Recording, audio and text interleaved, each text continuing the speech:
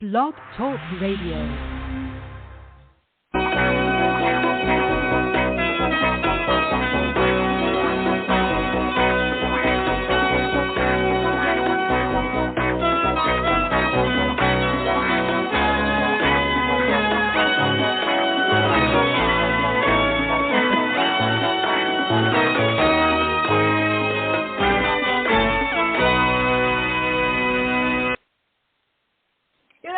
Welcome to the 415. Yes, we are back. Did you miss us? We missed you.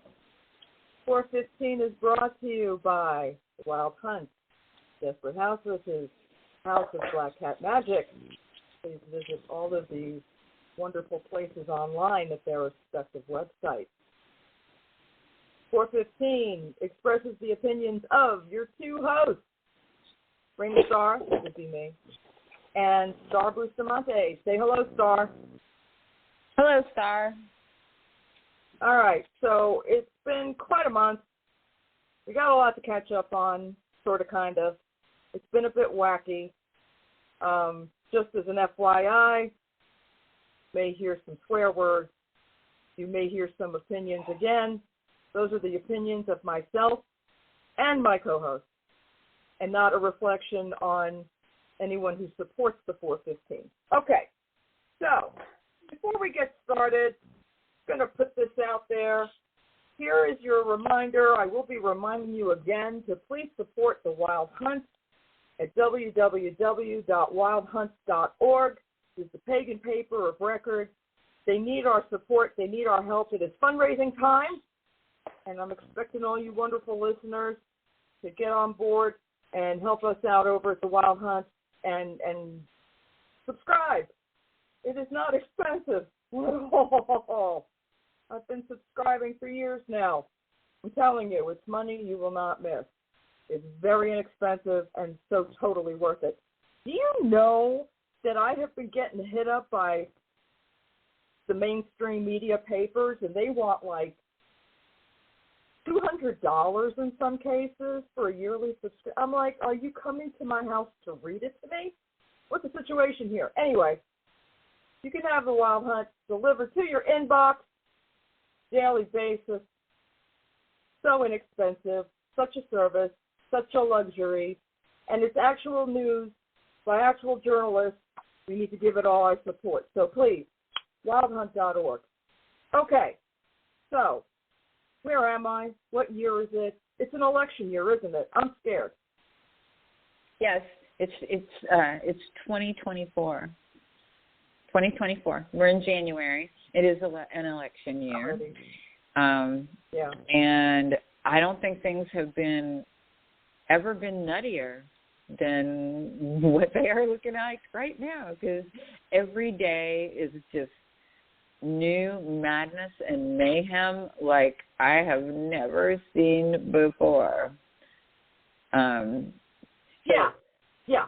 Okay, so the first thing I'm going to bring up, just because we're going to glance over this thing, because if anybody didn't know, I don't know if your head's been under a rock, something else is going on, but just to catch you up very briefly, all of a sudden now they're releasing the documents over who flew on Jeffrey Epstein's plane.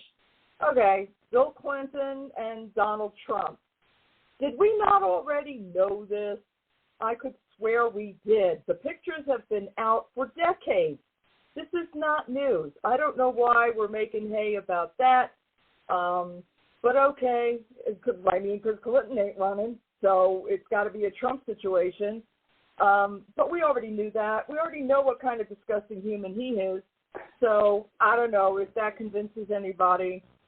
More power to it. But that's that. Well, in a fun side note to that, apparently Aaron Rodgers on some friggin' show, I saw this online yesterday briefly, which this is hilarious. He accused Jimmy Kimmel of being on the list. And so now Jimmy Kimmel has said he's, contemplating suing him for suing Rodgers for defamation, which, I don't think I would want to go up against Kimmel and the kind of liars that he has access to. Yeah, certainly not. I don't think that would be a safe bet. Certainly not one that I would take. I mean, here's the thing. I know in the era of Trump, people just say whatever stupid shit comes to mind on a regular basis. But for whatever reason, everyone is not afforded that luxury without consequence. So just bear in mind before you start spreading some bullshit, you may want to have a fact or two behind you. I know there's a swath of the country that's like facts don't matter, and I know that because I'm related to one of these crazy people. But to the rest of us, facts still do matter, and reality does matter, and you can't just slander someone without some kind of something to back up what you're saying. You can't just go around saying shit. Mm-hmm. So I would caution folks, even though they have seen a presidential candidate and or a president, sorry, even though you may have seen someone in some kind of substantial power doing that kind of bullshit, does not mean that we all get away with that kind of bullshit, nor should anyone, quite frankly. Thank you for letting me say that. Please continue. Well, no, I mean, I don't disagree. I think that I think part of the problem is that we've gotten to where we are largely because we don't just have. This is not a problem of one party or the other or both parties.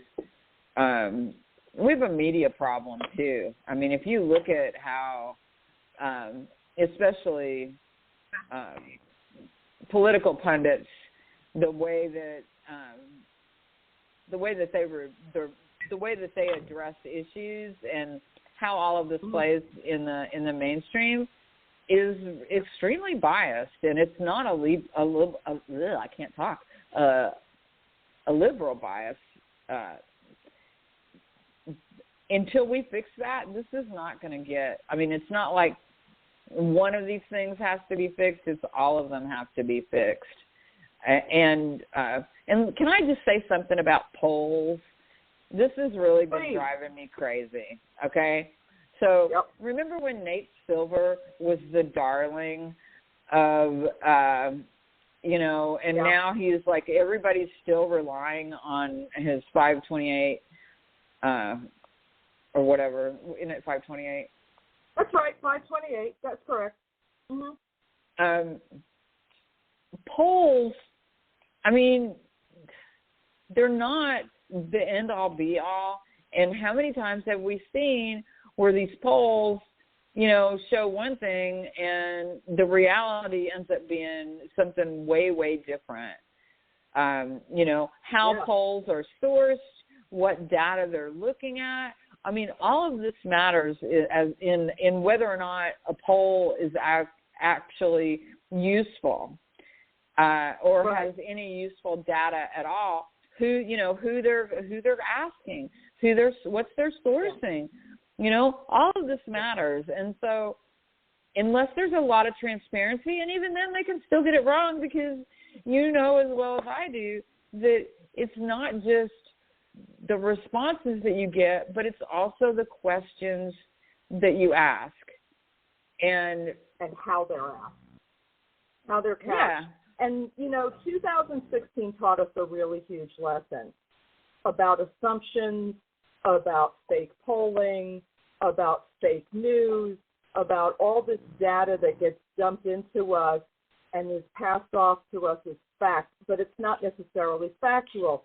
Now, if you're only asking a certain group of people certain questions, depending on location, depending on religious affiliation, they could give you all the same exact answer, making it look like a huge swath of people are feeling a certain kind of way, but it's not as widespread as you think it actually is. For example, back 2012, I was getting poll questions constantly. I haven't had a poll question since. have not many of my friends who vote democratically. What does that tell us? Information is being cherry-picked. Certain sectors are being asked certain questions. You also have to remember a lot of folks who still only have landlines tend to be older Republican voters. Most Democratic voters, not talking about education, I am merely talking about resources, okay? So please, don't come for me like I'm coming for anybody else. I'm not. I'm talking about resources. Some folks have access, some folks do not.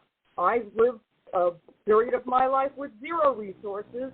I've been very clear and honest about that. So this is not a slam. However, most voters democratically have cell phones and don't tend to answer the phone if we don't know who's calling.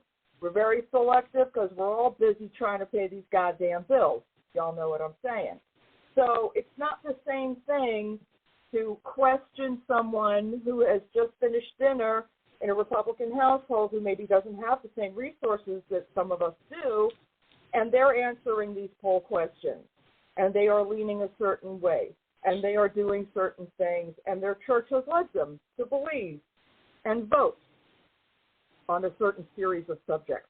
So, to look at polling now is not at all something you can compare to the way polling used to be before we all had cell phones. It's a very different landscape where they are selecting to promote. See, and it used to be a lot more honest, in my opinion. This is just my opinion. My feeling is that now, in order to promote a certain type of headline, you're going to get a certain amount of data that is cherry-picked, hand-picked to promote that line of thinking. And I'm not saying it's just a Republican thing.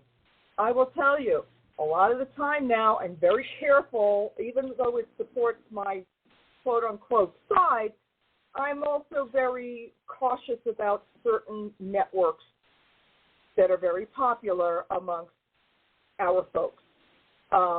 Because I have seen how things are ginned up to get a certain kind of reaction, a certain level of fear, a certain level of outrage. And we've got to be really super careful because politics is not the same as it was 20 years ago.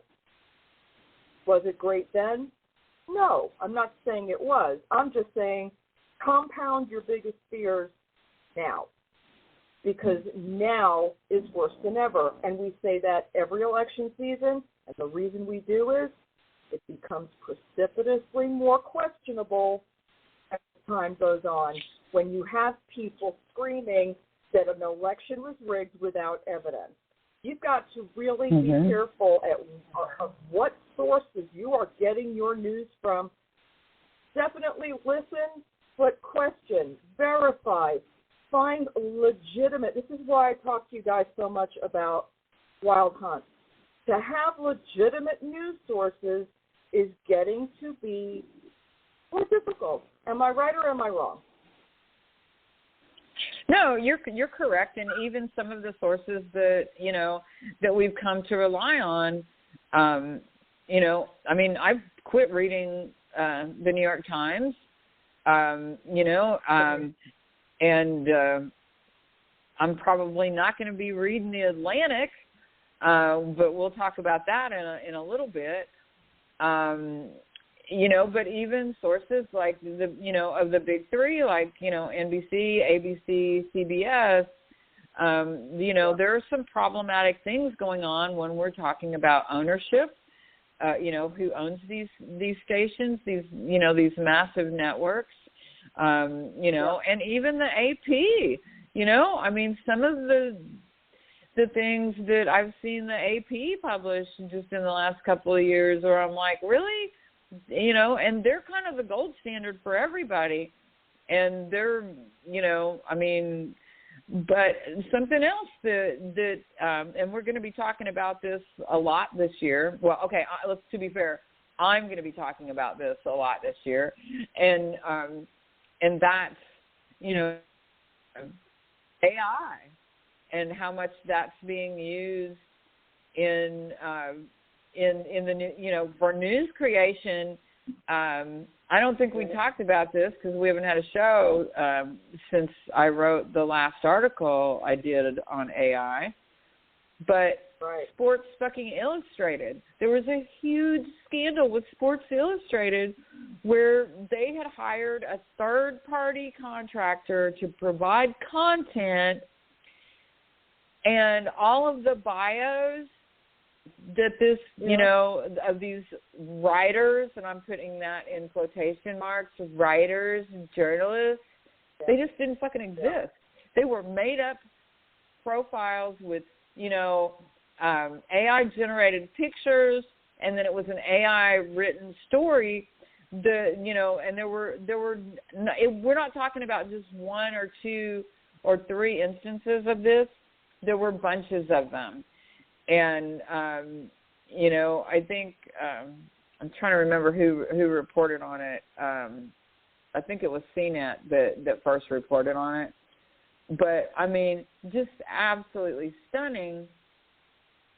You think about a storied publication like Sports Illustrated. It's been around forever. They have a solid, great reputation, and they get caught using AI-generated material, and then are, allegedly that came through a third-party contractor that used completely made-up people as the author, as the journalist who wrote these articles. And I think we're going to see more and more of that. I think that, most people don't realize that a certain percentage of all of the short news stories that you read are AI-generated. Now, granted, most publications that do that, they have a fucking editor that actually reads what has been generated and corrects it and makes sure it's, it's fact-checked and that the language structure is proper and it conforms to AP style, which is what every newspaper in the country and pretty much every public news publication, uses. But moly. So now I want you to think about the implications of that when it comes to election time. Oh my God. I mean the implications of AI generated, text is huge and just ridiculous. I mean, like Twitter rolled out their own version of Chat GPT, Grok, which I really wish that, that they would be sued for the use of that. But I doubt that will happen. But it's also a train wreck. I mean, a lot of these Chat GPT generative, AI generative text, I mean, they're kind of train wrecks, and they're coming up with all kinds of false stuff. I don't want to go too far down the rabbit hole there, but I just want to say that, this is something that we are going to be revisiting throughout the year as more and more of these really just dreadful stories like Sports Illustrated, is an example of. We're going to be talking more about this, and I think it's just going to, it's going to get worse before it gets better. The other thing that I want to say is that, I'm not a Republican, but guess what? I do have a landline. But I'm not sure how much longer I'm going to have a landline because the level of spam calls, and I mean, like if I get one more call for Medicaid, I mean, I may just go crazy and just start stabbing people. So have your lists ready, folks. I mean, Just honestly, kidding. sometimes I unplugged my phone after Thanksgiving and left it unplugged until just a few days ago because I couldn't take it. I mean, like literally from sometimes as early as 8 o'clock in the morning until 9 o'clock at night, we would just get constant calls, for all kinds of just, I mean, So I don't know how anybody has a landline. I mean, really. And since most people don't even have a landline, why are they even using that to call people and ask them what they fucking think? I mean, come on. Because they have old records, and that's what they're using. I mean, but they're using them for a reason. It's cherry picking information. You are targeting a certain segment of people because you are looking for support for your position. Well, but that can't be I mean, that doesn't apply to everybody that's doing these polls. I mean, there's polls. I mean, there are literally dozens and dozens of polls that are run every day, right? There's polling being done all the time, especially as we're coming up in, when's Iowa? Because they're the first, right? And they're in February, I think. Wait. New Hampshire. I thought New Hampshire was first. Is it New Hampshire or Iowa? I don't know. I thought... Now, hang on. Let me look. First state to vote. Hang on. First state vote.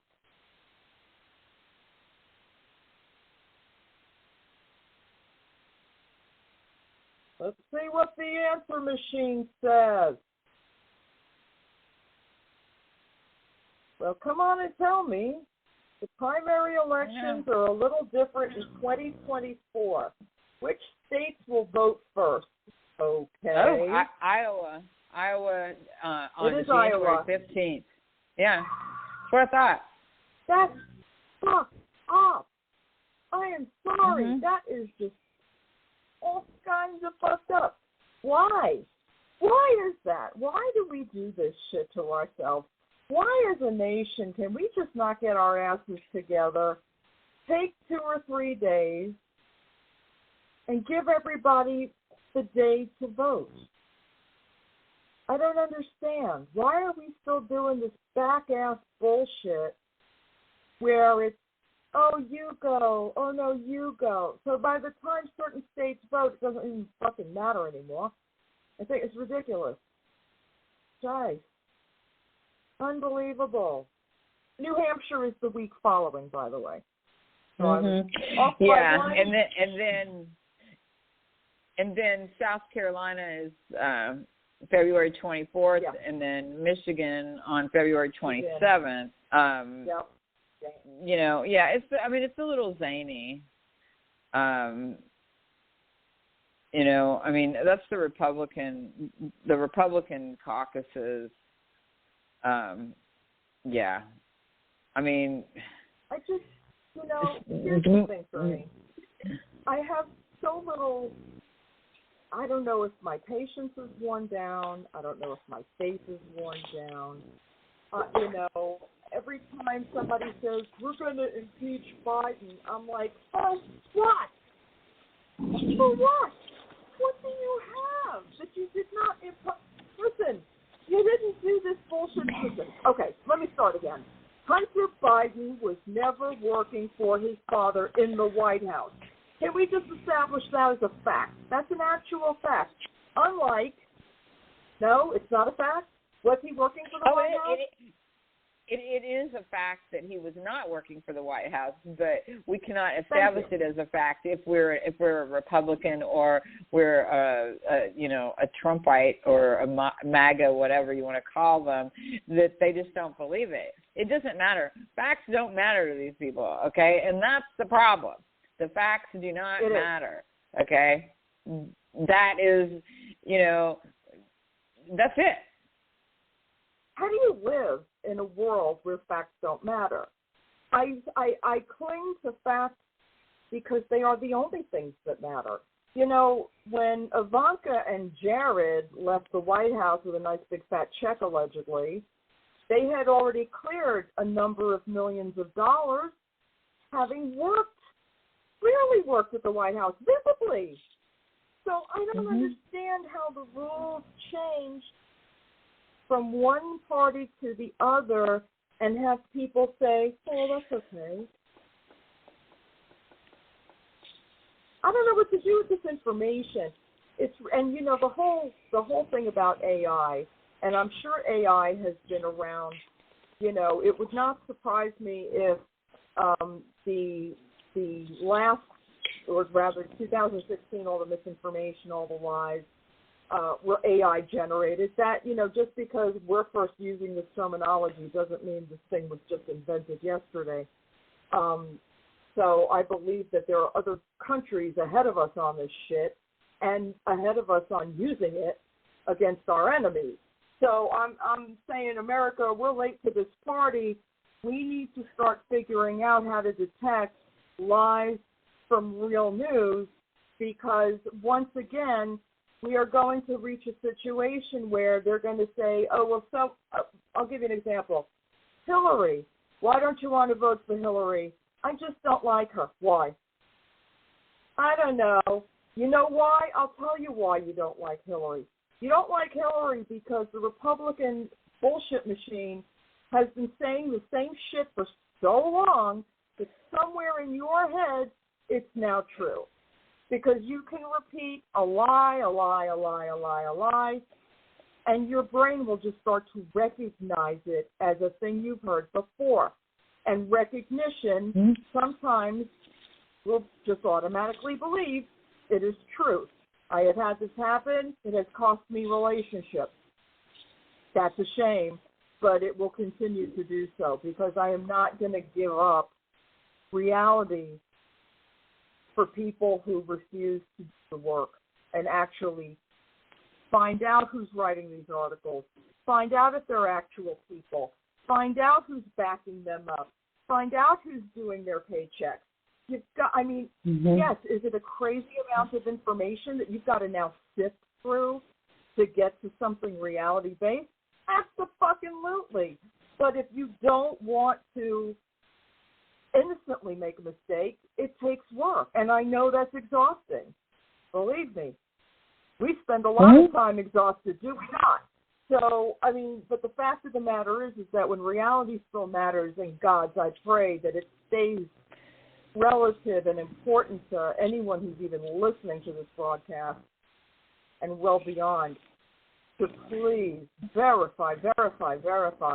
Again, I used to be a huge fan of one network and one network only. But even over time, you have to see how things are couched to you, how things are presented to you to get a certain reaction, of fear, or to get a certain reaction of fundraising. Now, I'm not saying do not fundraise. Fundraising is extraordinarily important, especially for the person or persons that you believe in and want to back up. Campaign financing, seriously, should be from the people, period, and people should be able to support, but people, not corporations, because people and corporations are not the same thing. Sorry, a little bit of a tangent there.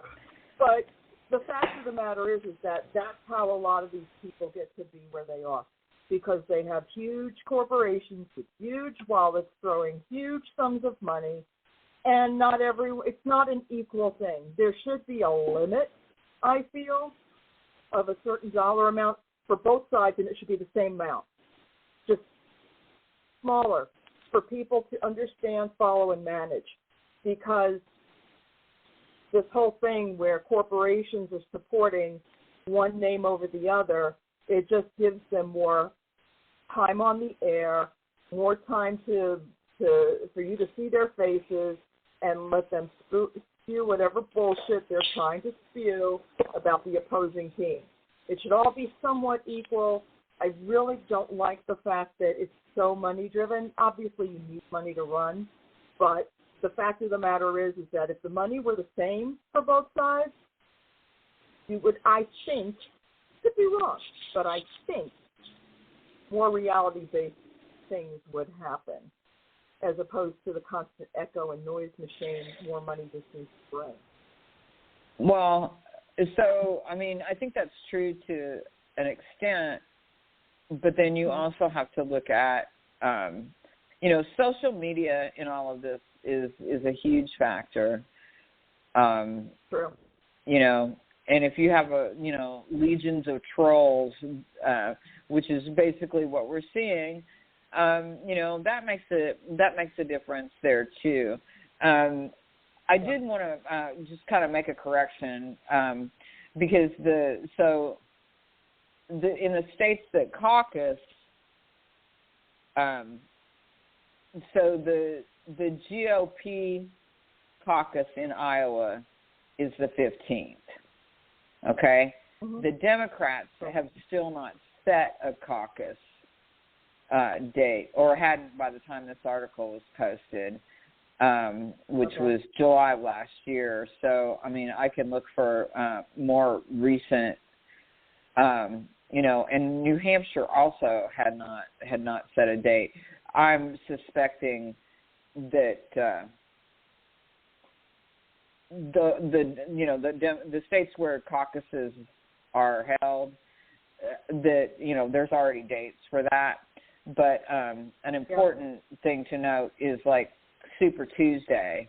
Okay, Super Tuesday is when the most states will have their primaries, and that date is March 5th. So you think about how early that is compared to previous years. I mean, like usually the first caucuses and primaries were like maybe February, but more like March.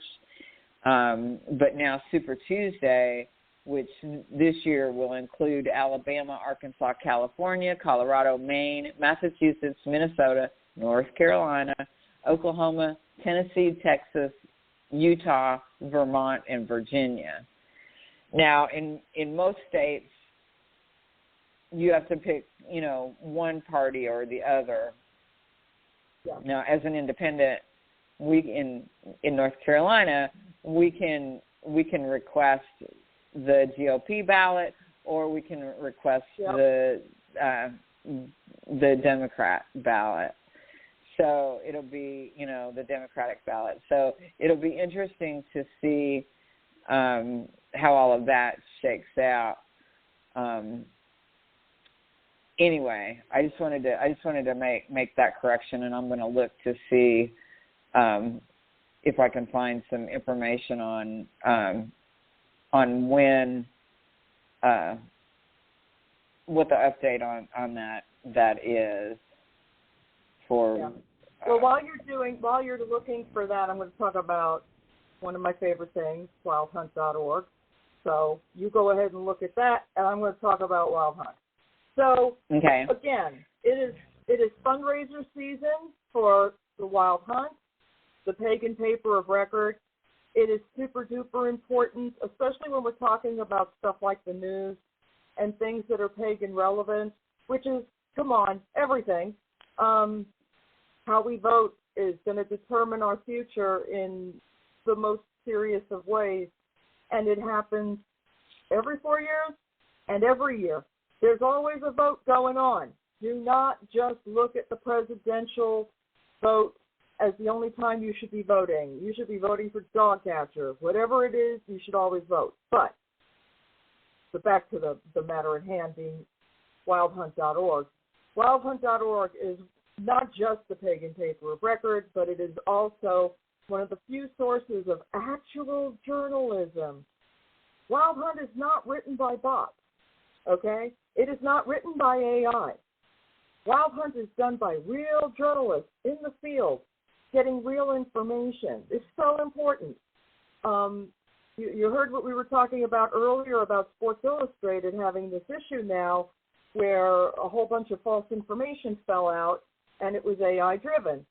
Be aware. I mean, not just in your news, but please take caution when things are AI-determined, because it could be stealing from an artist that you care about and taking food out of that person's pocket or money out of that person's pocket. It is routing through some of the livelihoods of pagan artists. We keep saying how important pagan artists are. We've got to start showing that by sourcing their stuff from them and finding out from them where can we buy your products, and not run to Amazon every 5 seconds for the cheapest version, which is a knockoff, and not even necessarily well produced, but akin to that. Wild Hunt is one of the few places left to go for actual journalism. So please contact wildhunt.org. Give them all your support.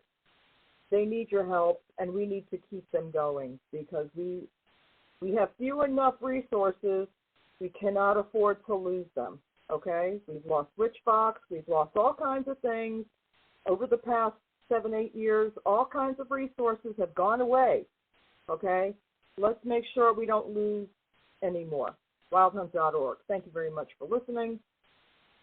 Back to our show. Well, I might also point out that the Wild Hunt was nominated in a couple of categories with the Witchies, which is an award, a pagan award thingy. And I think you have until the 25th of January. You can go and vote for any Wild Hunt stuff, as well as some of they have a bunch of different categories. Also, writers that write periodically for the Wild Hunt, Anthony Pagliaro and Nathan Hall have both been nominated for awards, which that's pretty exciting. So there's other ways you can show your support too that it will help get the Wild Hunt's name out there. But so big nod to the Wild Hunt for 4 nominations this year. Maybe we'll win 1. That'd be awesome. So I wanted to clarify. I found the dates. I kind of had to dig for it. It was a little weird. So the Republican caucus in Iowa is January 15th. The Democratic caucus is March 5th, which, Biden's the incumbent. I can't imagine that he would not, and then the full Iowa state primary is June 4th. So, anyway, so there's that. But so one of the things that, since we're kind of talking a little bit about election stuff here, here's an amusing thing that I'm sure you and all of our viewers or listeners will really, really get a kick out of, and that is so there's there's a terrible little man on Fox News called Jesse Waters. He's really despicable and awful, and anybody who has even so much as a shred of awareness would think he's awful. And he had this British psychic on his show, and he asked her to to do a card reading on what the future was going to hold for Trump. And the card that she pulled was the 5 of Cups. And it's a really sad little card. For those of you who are, anyone familiar with the Rider-Waite deck, which is what it looked like she was using, will know the card. But for those who may not be familiar, there's a robed figure, a black robed figure, and they kind of have their head looking down, and the ground is just scattered with cups that have spilled. It's a really sad card. It's a sad card. And then she tried to put a positive spin on it. I encourage you to. I could not find the segment on Fox News's website, probably because it's pretty fucking embarrassing for them. But you can. I have seen. Apparently Reddit was lit up over this. I think it aired originally on the 2nd. I thought at first I thought it might be fake, so it took me a few minutes to I poked around on Fox's website, couldn't find it, and so then I'm just hell, I'll ask Google, because the goddess Google knows all, right? And then came up with all kinds of links for it. The Guardian wrote an article about it. But apparently Twitter's been, like, fucking lit up over this. Like, they were having a time with it. But, so, you know, I might be more inclined to trust that than polling, actually. Although, yeah. And for anyone not familiar with the tarot, the Five of Cups is really all about, it's about loss. It's about feeling sorry for yourself. Yeah. It's like, oh yeah, it's a downer. It's bad. It's a downer. Yeah. It's wasted. It's about wasted chances. It's about regret. It's about mistakes made. It's about being too late to go back to correct certain things. It's one of the less pleasant of tarot cards. Just saying. This is it's a person who's put themselves in a bad situation. But also, because it's the Five of Cups, it's not necessarily just the person themselves who put themselves in the situation. There are also outside influences that could be determining this, such as advisors, money issues, all kinds of different things can come into play with the Five of Cups. So just so y'all know, it's not great. Now, am I going to say that Trump is going to lose just because of this reading? Of course not. Of course not, because I'm not stupid. Do I have hope that that's what it means? Of course, because I am also an optimist sometimes.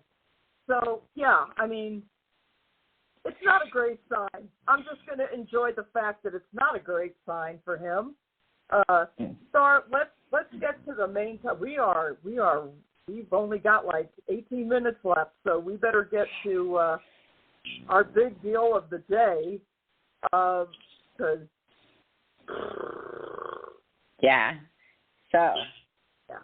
Harvard. Lots going on with Harvard. But the thing that pagans may most be aware of where Harvard is concerned is a certain rabbi who wrote a really, it is one of the worst things I think I've ever written I've seen published by a mainstream publication. I mean, it was bad. It was so bad that when Manny at the Wild Hunt, who's the editor-in-chief, wrote an editorial about this article that The Atlantic ran, that he refused to link to it because he did not want them to get any more traffic or make any more money off of this really horrendous article. It's an opinion piece, and basically it blames pagans for everything wrong in the world, and also aligns Trump and Elon Musk and greed and avarice and just you name it. If there's a bad thing happening, he didn't cite the Israeli, Hamas war going on, but he just probably couldn't quite figure out how to work that in without getting blowback. But as a rabbi, he's selected as a rabbi to back away from that because any kind of responsibility is not something he's looking for, obviously, by making all of these claims, assertions, bombs thrown, however you want to couch it. Isn't that interesting how Hamas didn't come up as part of this argument? It's very interesting to me. No, it was curious. Well, and it's created quite a stir certainly within the pagan community. All of the pagan academics have been pretty upset, and many. If you go on to any of the blogs, you'll find a number of them that have written articles denouncing the article and really, calling on other pagans to step up, reach out to the Atlantic. I'd love to see what their inbox looks like. While I think Manny put it best when he said that, he was unsurprised by the views that this rabbi held, because he didn't go to Starbucks expecting to get a Cajun martini, which that was just solid gold. I love that. But I've seen this reiterated by a number of academics and other, fellow journalists and writers, is that like, how did this get across the desk of the editors at the Atlantic? Like, why on earth would they allow something like this to be published?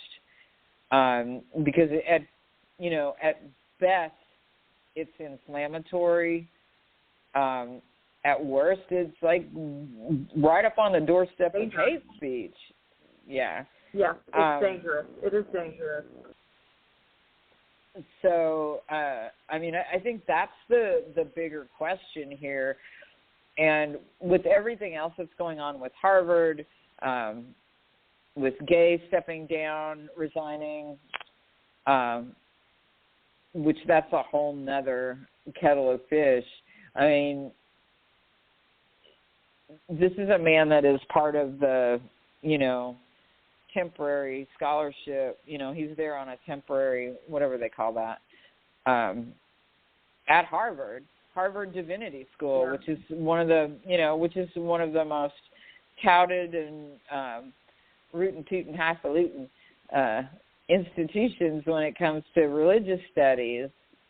And they've got this man who's basically, kind of espousing hate speech, and then the Atlantic publishes it. I mean, it's a mess, and it doesn't seem to be going away. Holly Emore, who writes, or who is the executive director for Cherry Hill Seminary, she reached out to the good rabbi, and to try and get him to engage in some discussion on this, explaining that people were upset and why they were upset. And he really was not interested in that. Now, the Wild Hunt has published several articles on this, and there'll be more in Pagan Community Notes today, I believe. But, I mean, it's not going away, and people are upset. People are really upset. On top of everything else, Harvard does not need the bad press that this has brought to them. But, going back to, like, checking your sources, excuse me, and verifying that what you're reading is, is correct. This is who would ever think that the Atlantic would, granted, now it was marked as opinion, but it was so full of incorrect. His opinion piece was so. I can't imagine the Wild Hunt publishing anything that would be that factually incorrect. I mean, the editorship at the Wild Hunt is great when it comes to fact checking and making sure that this is correct. Do they make mistakes? Yes, we all make mistakes, but this piece would have never made it past. They would have never made it past Eric and Manny's scrutiny, not ever, because they'd have been like, "Whoa, this is some piece of shit here. Why would you send that in? We ain't publishing this." It's really stunning, and I think this is, like I said, this story is not going away, and you can expect to hear more about it. I think Manny's got a segment that's probably going to be in Pagan Community Notes today, which will probably be published later this afternoon or this evening. But it's some shit now. I want to remind people that there is a difference between censorship and accuracy. If someone is, we're not trying to say people shouldn't speak. What we're saying is people shouldn't speak bullshit as though it's fact. There is a difference. No one is trying to, because I know on campuses a lot of the time there's this thing about censorship and everyone's afraid of stepping on somebody's toes. if you are going to step on the toes of someone who's about to spew some lies, okay, and lies are not subjective. There are lies and there is the truth. And if it's not verifiable, continue to research it until you can verify it. Right. This whole thing about we have to let people speak, we have to let everybody speak. Yes, if everyone's going to give factual information, that's fine. But when you start throwing these things in and then you start accusing people of trying to censor other people when they're just spewing hatred and nonsense, there's got to be a line drawn. You must learn the difference, okay? Well, because I think there's this argument that needs to come up about, well, we're not allowed to censor anyone. No, but we are allowed to censor bullshit. And we should continue to make sure that in news especially, we are allowed to not put up with bullshit and lies and hatred. Mm-hmm. Right. Well, just saying, sorry. Well, but the other important thing to note here is that, so this involves two really important prongs. And yes, everybody's entitled to their opinions, however shitty they might be. But when you have someone who is a functioning professor and a spiritual leader, and they write an opinion piece that distorts history in a way that makes their version of monotheism seem like it's the pips, you got a problem, because he is a visiting scholar, at Harvard Divinity School. So not only is he, maybe wherever the hell he normally is, and somewhere in LA or whatever, puts up with that shit. But you can't go to another university and not. It's bad enough if he's saying this shit, in the Atlantic. But if he's teaching his classes stuff, it calls into question his own scholarship in my mind. Not to mention, the implications that it has for the Atlantic. And, anybody can write a fucking blog article about anything and they can lie as much as they want. There's no crime against lying unless you're saying that somebody, committed a crime that they didn't do. You can say all kind of nonsense on any blog that you want. But when you're presenting it as some kind of pseudo-history and as fact, for that's being published by a news organization, that's a problem.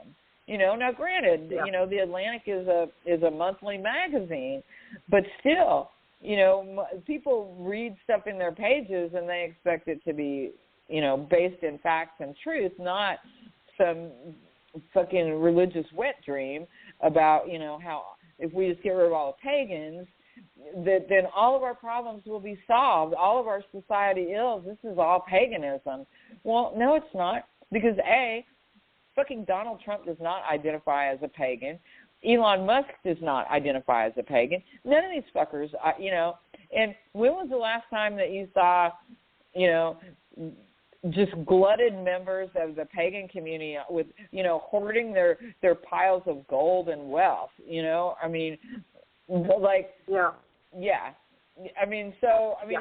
it's utter nonsense, but, the market that he's writing for, obviously it's not us, it's, they need somebody to be the bad guy, and we make a convenient target. Yeah. Always. That's part of the problem with the pagan community. We are still not afforded the same luxuries as other faiths are, which is going to be problematic until we actually have some kind of actual power in government. Gee, imagine. Yep. Yeah. If we could accomplish half the shit that we get accused of, I'm just saying, would that we had such powers? Come on. Yeah. Really? For real. Well, so I have 2 requests for our listeners today. One, cool. If you're not fucking registered to vote, run, don't walk. Do it. And go fucking register to vote. It's not hard. It's easy. In a lot of states, you can do it online. Fucking register to vote, okay? And then after, as soon as your primary is, vote. Vote like your life depends on it, because it does. The other thing I would ask of all of you listening is to continue to complain to both Harvard and to the Atlantic, because what I would like to see from the Atlantic, and to be clear, I don't think this is ever going to happen, but I think they need to retract that article, and they need to issue an apology to the fucking pagan community. Neither one of those things are going to happen. At best, what they'll do is they'll either bury the article or they'll slap a disclaimer on it, and then they'll send probably nice letters to department heads at Harvard and and any other pagan organization that they can drum up. But whether they do or not, we need to just keep calling them out. And I'm not going to have I no longer have a Atlantic, not because of this, but I dropped it a while back. But I'm not gonna renew. I'm not gonna renew anytime soon either, because I feel like this is just gross. It was bad editorship, editorial behavior, whatever you want to call it, and I can think of 10 other places I'd rather subscribe to, rather than give them another penny. I agree. It's editorial negligence. I mean, it just is. Yeah. It just is. You should know better. You should know better than to let hate speech. Listen, again, people are allowed to have their opinions, like you said earlier.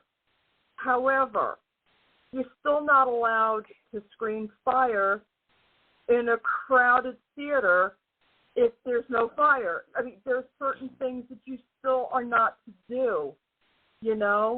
Exercise, keeping some things quiet.